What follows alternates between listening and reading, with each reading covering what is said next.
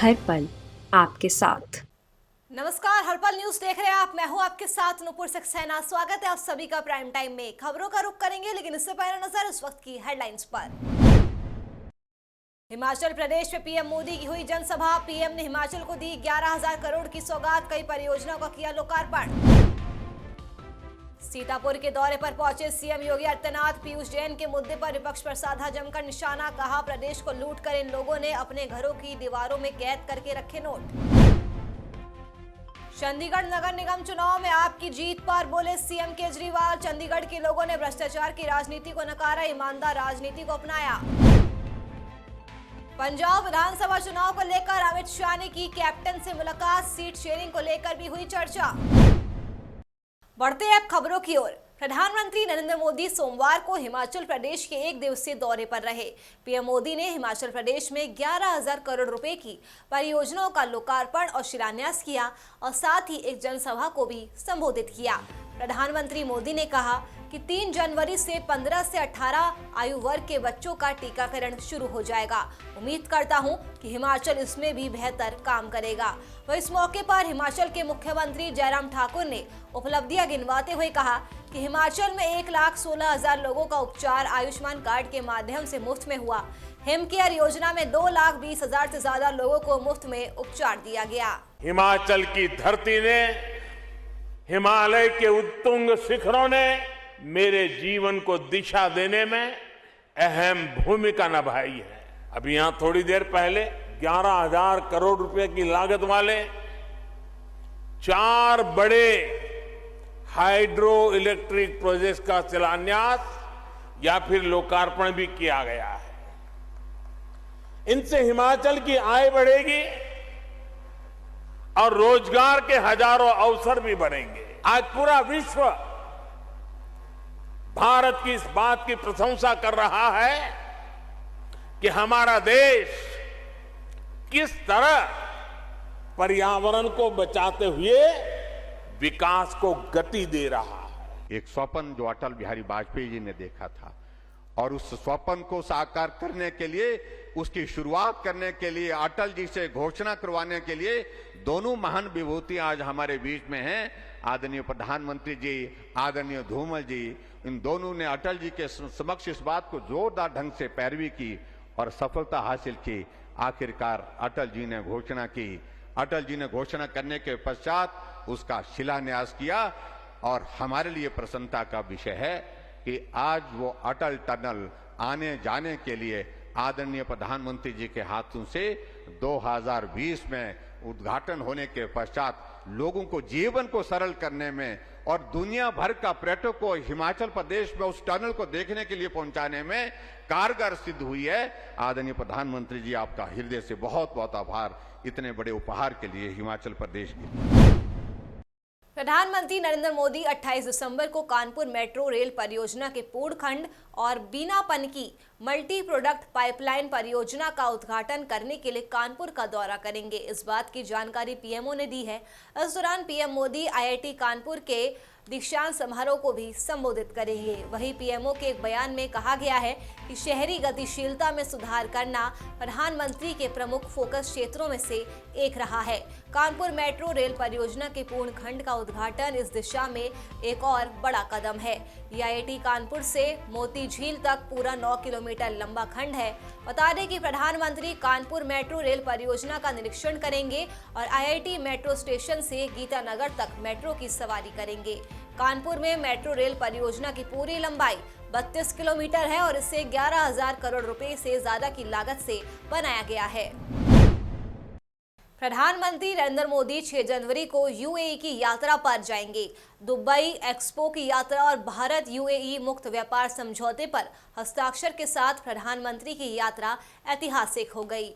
Dubai expo में PM Modi India pavilion का दौरा करेंगे। ये एक विशाल 4 मंजिला मंडप है जो भारत की संस्कृति, योग, आयुर्वेद और अंतरिक्ष कार्यक्रम के साथ भारत की समृद्ध परंपरा और उच्च तकनीकी क्षमताओं को प्रदर्शित करता है।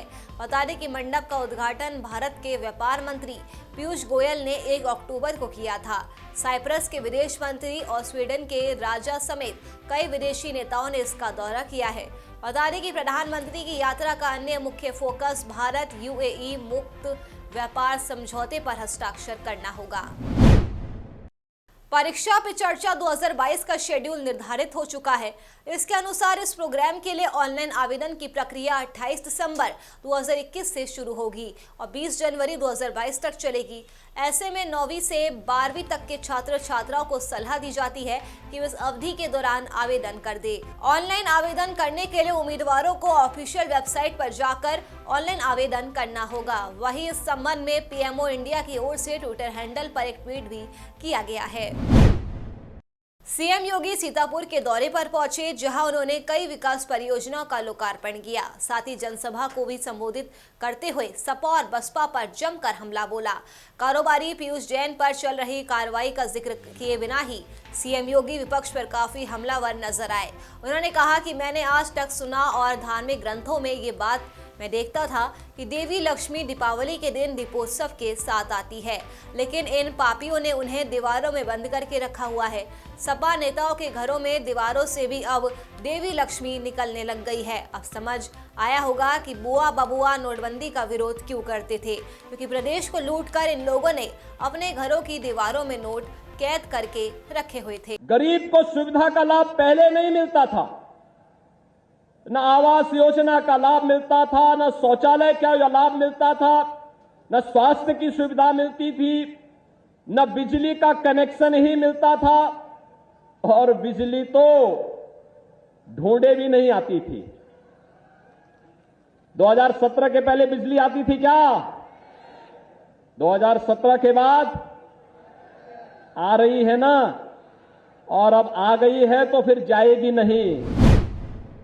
चंडीगढ़ नगर निगम चुनाव के नतीजे घोषित किए जा चुके हैं। इसमें आम आदमी पार्टी ने परचम लहरा दिया है, सबसे बड़ी पार्टी बनकर उभरी है।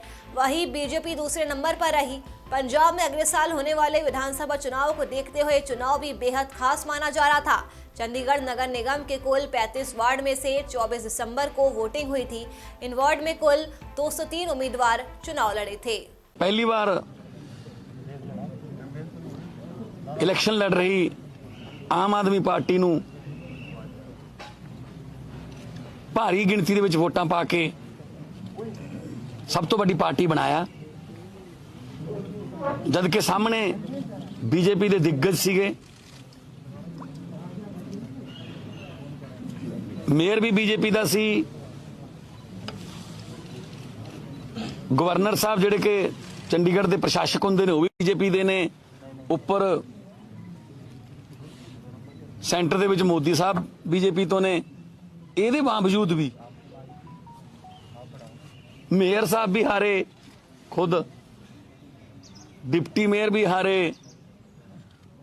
और महिला विंग ਦੇ ਪ੍ਰਧਾਨ भी हारे। तो इत्थों ਇਹ सिद्ध ਹੁੰਦਾ है कि लोकतंत्र ਦੇ ਵਿੱਚ ਲੋਕ ਵੱਡੇ ਹੁੰਦੇ ਨੇ, लीडर ਵੱਡੇ नहीं ਹੁੰਦੇ। साबित करता चंडीगढ़ वालिਆਂ ने।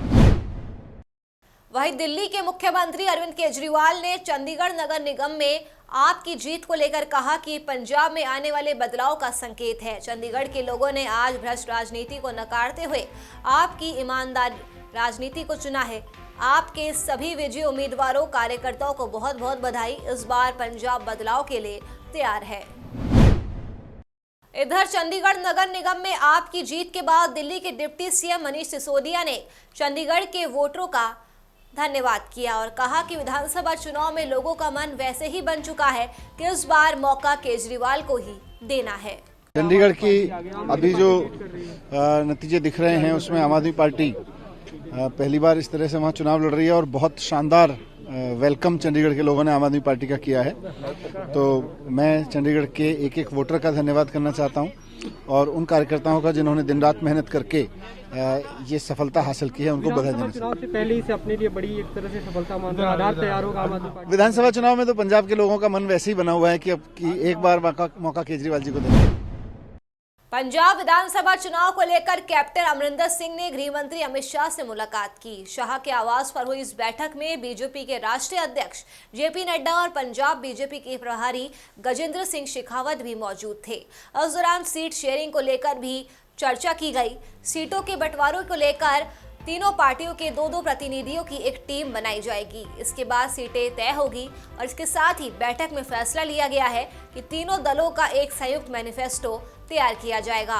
पहले कैप्टन ने अमित शाह से मुलाकात कर सीट शेयरिंग को लेकर बातचीत की। इसके बाद सुखदेव सिंह ढींढसा के साथ सीटों के बंटवारे को लेकर चर्चा की गई। बीजेपी, पंजाब लोक कांग्रेस और अकाली दल के प्रमुखों की बैठक हुई, जिसकी अध्यक्षता सुखदेव सिंह ने की। बिहार में बीजेपी के दफ्तर के बाहर वार्ड सचिव वेतन की मांग कर रहे प्रदर्शनकारियों पर पुलिस ने लाठीचार्ज कर दिया। बताया जा रहा है कि प्रदर्शनकारी बीजेपी के दफ्तर के बाहर जमा हो गए। इस दौरान उन्हें तितर बितर करने की कोशिश की गई तो प्रदर्शनकारियों ने पत्थर बरसाना शुरू कर दिया। पुलिस ने हालातों पर काबू पाने के लिए प्रदर्शनकारियों पर लाठीचार्ज कर दिया। हालात बिगड़ने पर प्रदर्शनकारियों पर वाटर कैनन से पानी की बौछार भी की गई। पटना में सुबह से प्रशासन प्रदर्शनकारियों से बीजेपी दफ्तर के सामने से हटने के लिए कह रहा था। उनसे कहा जा रहा था कि गर्दली बाग जाए, यहाँ प्रदर्शन ना करे, लेकिन प्रदर्शनकारी वहां से नहीं गए और लगातार बीजेपी के दफ्तर के बाहर ही प्रदर्शन करते रहे। देखते ही देखते मामला काबू से बाहर हो गया।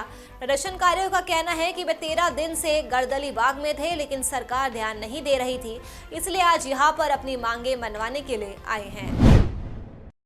यूपी विधानसभा चुनाव को लेकर बीजेपी ने भी अपनी तैयारियां तेज कर दी है। इसी कड़ी में उत्तर प्रदेश के मुरादाबाद में गृह मंत्री अमित शाह 30 दिसंबर को बीजेपी की जन विश्वास यात्रा में शामिल होंगे और यहां एक बड़ी रैली को भी संबोधित करेंगे।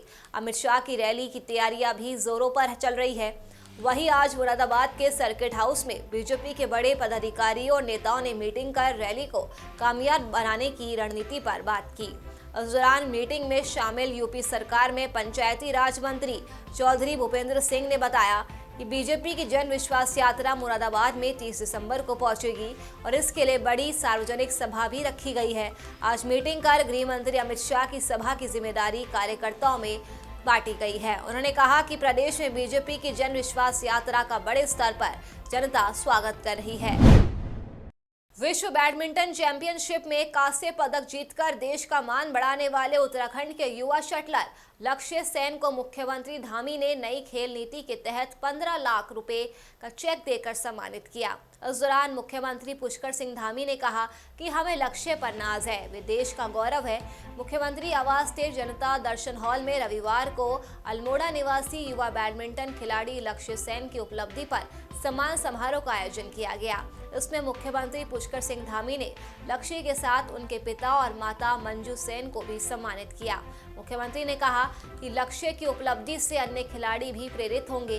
प्रदेश सरकार की नई खेल नीति खिलाड़ियों को प्रोत्साहन देने में मील का पत्थर साबित होगी।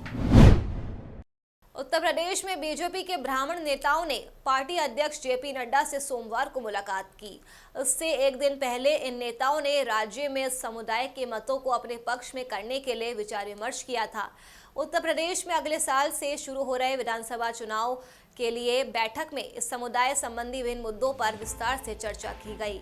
इससे पहले उत्तर प्रदेश से बीजेपी के 1 दर्जन से ज्यादा ब्राह्मण नेताओं ने समुदाय के सदस्यों तक पहुंचने की रणनीति बनाने के लिए राज्य में पार्टी के चुनाव प्रहरी और केंद्रीय मंत्री धर्मेंद्र प्रधान के आवास पर रविवार को एक बैठक की थी। पार्टी ने उत्तर प्रदेश बीजेपी के सभी बड़े ब्राह्मण नेताओं को अपने अपने क्षेत्र के प्रतिष्ठित ब्राह्मणों से मुलाकात करने का जिम्मा सौंपा है। ये ब्राह्मण नेता समाज के सभी प्रतिष्ठित ब्राह्मणों से मुलाकात में बीजेपी सरकारों की तरफ से ब्राह्मण वर्ग के लिए किए जा रहे कामों को बताएंगे। इनमें बीजेपी की मोदी योगी सरकार के कार्यों को भी शामिल किया गया है। देश में ओमिक्रॉन के बढ़ते मामलों के बीच अगले साल की शुरुआत में होने वाले 5 राज्यों के विधानसभा चुनाव को लेकर चुनाव आयोग और स्वास्थ्य मंत्रालय के अधिकारियों की बैठक हुई। बैठक में स्वास्थ्य सचिव राजेश भूषण ने चुनाव आयोग को कोरोना वायरस के नए वेरिएंट ओमिक्रॉन से जुड़ी जानकारी दी। उन्होंने बताया कि अभी कोरोना काबू में है और वैश्विक स्तर पर मिली रिपोर्ट्स के मुताबिक ओमिक्रॉन घातक नहीं है, लेकिन तेजी से फैलता है। ऐसे में बचाव के साधन अपनाने और सावधानी के लिए कदम उठाने की जरूरत है। स्वास्थ्य सचिव राजेश भूषण ने बताया कि कोरोना के ओमिक्रॉन वेरिएंट पर जल्द से जल्द काबू पाने के लिए राज्य सरकारें सभी तरह के जरूरी कदम उठा रही है। स्वास्थ्य सचिव ने बताया कि जिन राज्यों में अगले साल की शुरुआत में चुनाव होने हैं, वहां विशेष नजर रखी जा रही है। चुनाव संबंधी राज्यों में अभी ओमिक्रॉन के ज्यादा मामले नहीं हैं, लेकिन जरूरी कदम उठाने के लिए कहा गया है। बड़ों का टीकाकरण अभियान जारी है और बच्चों का टीकाकरण जल्द ही शुरू होने जा रहा है। नीति आयोग ने सोमवार को हेल्थ इंडेक्स जारी कर दिया है। इसमें दक्षिणी राज्यों ने बाजी मारी है तो उत्तरी राज्यों की हालत बेहद खराब है। हेल्थ इंडेक्स के मुताबिक स्वास्थ्य सेवाएं देने के मामले में केरल देश में पहले नंबर पर है, दूसरे नंबर पर तमिलनाडु है, वहीं सबसे आखिरी में उत्तर प्रदेश और बिहार है। उत्तर प्रदेश 19वें तो बिहार 18वें नंबर पर है। बेहतर स्वास्थ्य सेवाएं देने के मामले में छोटे राज्यों में मिजोरम पहले पायदान पर रहा, जबकि दूसरे नंबर पर त्रिपुरा और नागालैंड सबसे आखिरी पायदान पर रहा। वहीं केंद्र शासित प्रदेशों में दादरा नगर हवेली पहले और दूसरे नंबर पर चंडीगढ़ है, हालांकि दिल्ली 5वें नंबर पर है। उत्तराखंड के हरिद्वार और दिल्ली में धर्म संसद के दौरान दिए गए भड़काऊ भाषण पर विवाद बढ़ता जा रहा है। सुप्रीम कोर्ट के 76 वकीलों ने सीजीआई को चिट्ठी लिखकर इस मसले पर खुद संज्ञान लेने की अपील की है। हरिद्वार में 3 दिन चली धर्म संसद 20 दिसंबर को खत्म हुई थी। टीएमसी सांसद महुआ मोइत्रा ने ट्विटर पर चिट्ठी शेयर की है। उन्होंने सुप्रीम कोर्ट से मामले में संज्ञान लेने को कहा है। टीएमसी सांसद ने कहा है कि धर्म संसद का आयोजन जूना अखाड़ा के यति नरसिंहानंद गिरी ने किया था। इसमें मुस्लिमों को नुकसान पहुंचाने की बात कही गई, इसलिए उनके खिलाफ एक्शन होना चाहिए। चिट्ठी में कहा गया है कि भाषणों में खुलेआम एक पूरे समुदाय की हत्या के लिए आह्वान किया गया है। चिट्ठी लिखने वाले वकीलों में कांग्रेस नेता सलमान खुर्शीद, दुष्यंत दवे, प्रशांत भूषण, वृंदा गोवर के नाम शामिल है। कानपुर के अरबपति इत्र कारोबारी पीयूष जैन के खिलाफ अब ईडी का भी शिकंजा कसता हुआ नजर आ रहा है। सूत्रों के मुताबिक ईडी पीयूष जैन के खिलाफ मनी लॉन्ड्रिंग एक्ट के तहत केस दर्ज करने की तैयारी में है। दरअसल जिस तरह जीएसटी इंटेलिजेंस की अहमदाबाद यूनिट द्वारा फर्जी इनवॉइस और टैक्स चोरी से जुड़े मामले में बड़ी कार्रवाई को अंजाम देते हुए पीयूष जैन की 257 करोड़ की नकदी और करोड़ों की ज्वेलरी को बरामद किया गया था। अब उसके बाद इस मामले में इनकम टैक्स की एंट्री हुई। इनकम टैक्स की टीम भी बेनामी संपत्तियों की तलाश और टैक्स चोरी से जुड़े मामले की पड़ताल में जुट गई है।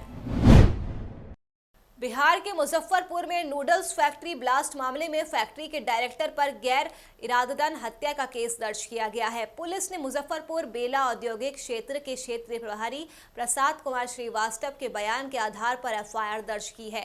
पुलिस ने इस मामले में फैक्ट्री के डायरेक्टर विकास मोदी, पत्नी श्वेता मोदी, 2 मैनेजर, सुपरवाइजर और टेक्नीशियन आदि पर आरोप तय कर दिए हैं। पुलिस के एक अधिकारी के मुताबिक ये मामला सीधे तौर पर लापरवाही का मामला है, जिसमें इतने लोगों की जान चली गई। इससे फैक्ट्री मालिक की लापरवाही का मामला इसलिए भी माना जा रहा है कि अगर फैक्ट्री के बॉयलर का मेंटेनेंस सही समय पर हुआ होता तो इस तरह की घटना नहीं होती।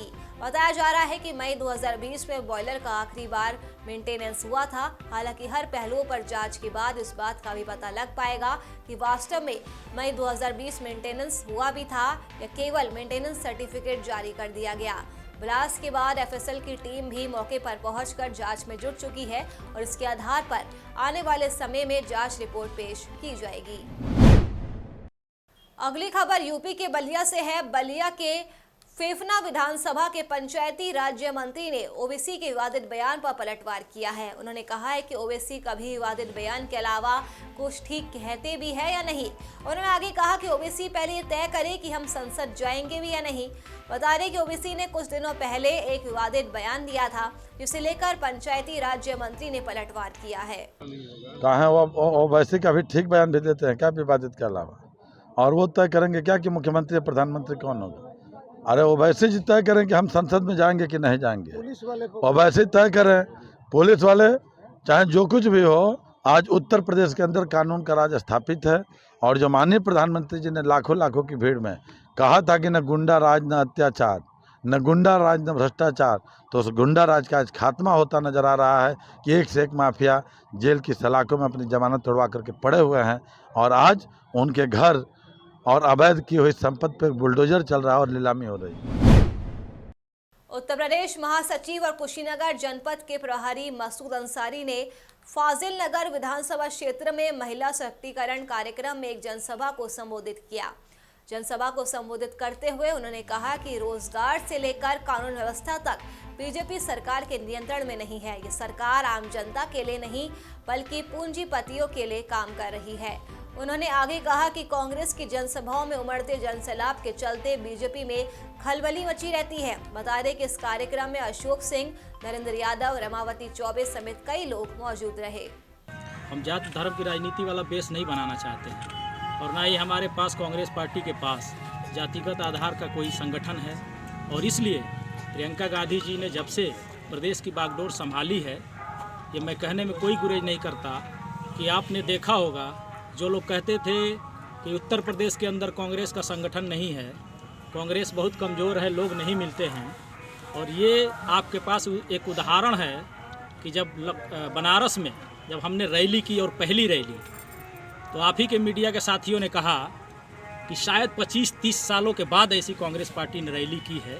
और तुरंत उसके बाद हम लोगों ने गोरखपुर के अंदर वो रैली की एक और हमने बताया कि हम किस बेस पे चुनाव लड़ने जा रहे हैं। और ये हमारे संगठन की ताकत जो प्रियंका गांधी जी ने 2 सालों से उत्तर प्रदेश में किया है, उनके काम को पूरी निष्ठा के साथ एक एक प्रभारी जिले का या ब्लॉक का अध्यक्ष या न्याय पंचायत का अध्यक्ष या ग्राम सभा का अध्यक्ष सारे लोग मिलके पूरा कर रहे हैं। और इसका एक नज़ीर है कि गोरखपुर और बनारस की रैलियों में हजारों हजार लाखों लोगों की भीड़ पहुंची है।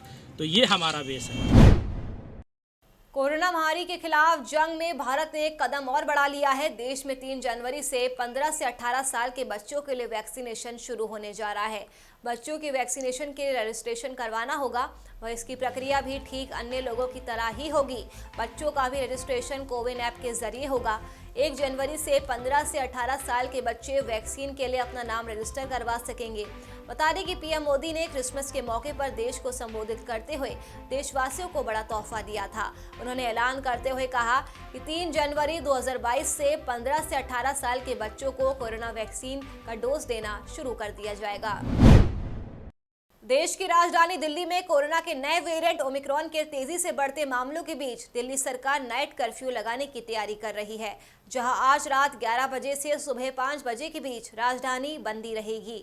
हालांकि दिल्ली सरकार ने फैसला येलो अलर्ट में जाने से पहले ही एहतियात के तौर पर उठा लिया है।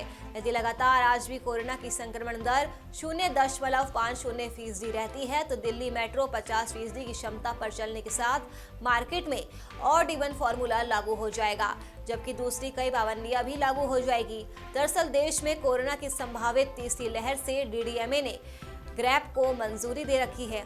ऐसे में ग्रैब के तहत अलग अलग तरह की पाबंदियां कोरोना की संक्रमण दर, एक्टिव मरीजों और हॉस्पिटल में एडमिट मरीजों की संख्या के आधार पर तय। ओमिक्रॉन और कोरोना वायरस के बढ़ते संक्रमण को देखते हुए केंद्रीय गृह सचिव ने राज्यों के सभी मुख्य सचिवों को खत लिखा है। केंद्रीय गृह सचिव अजय भल्ला ने ओमिक्रॉन और कोरोना वायरस के कारण आने वाले खतरे को देखते हुए सभी राज्यों से सावधानी बरतने को कहा है। पत्र में कहा गया है कि नया वेरिएंट पुराने के मुकाबले 3 गुना ज्यादा फैलता है, इसलिए हर संभव सावधानियां बरती जाए। खत में कहा गया है कि इसमें एक्टिव केस तो घटे हैं, लेकिन ओमिक्रॉन वेरिएंट अब चुनौती बनता जा रहा है। देश में अब तक 19 राज्यों में 578 मामले सामने आ चुके हैं। कई देशों में मामले तेजी से बढ़े हैं। दुनिया भर के 116 देशों में ओमिक्रॉन के मामले मिल चुके हैं। इसलिए खत में राज्यों को सलाह दी गई है कि कई राज्यों में डेल्टा वेरिएंट मौजूद है, ओमिक्रॉन भी पाया गया है। ऐसे में स्थिति को देखते हुए सख्त निगरानी के अलावा डेटा एनालिसिस, तुरंत फैसले लेना, स्थानीय स्तर पर सख्ती, कंटेनमेंट जोन पर काम करना है। FPCC फ्रेंड्स साइकिल क्लब के प्रतिनिधियों ने 225 किलोमीटर की अहमदाबाद से माउंट आबू की साइकिल यात्रा 12 घंटे में पूरी कर ली है। अफजल में डॉक्टर अनंत यादव और मनोज राघव भी शामिल थे। बता दें कि डॉक्टर अनंत यादव गुजरात के जाने माने हृदय रोग विशेषज्ञ हैं और उन्होंने 2019 में आयरन मैन का खिताब भी जीता था। डॉक्टर अनंत यादव ने 42 किलोमीटर की दौड़ को 17 घंटे की बजाय 15.5 घंटे में पूरा कर भारत का नाम रोशन किया है। इसी तरह दूसरे साइकिलिस्ट मनोज राघव ने भी 2019 में पेरिस में भारत का प्रतिनिधित्व किया और 88 घंटे में 1200 किलोमीटर की साइकिलिंग यात्रा कंपटीशन को पूरा कर लिया और भारत का नाम रोशन किया। गुजरात से राकेश गोसाई की रिपोर्ट। चलिए फिलहाल के लिए प्राइम टाइम में मेरे साथ बस इतना ही। देश और दुनिया की तमाम खबरों के लिए आप देखते रहिए हर पल न्यूज़। नमस्कार।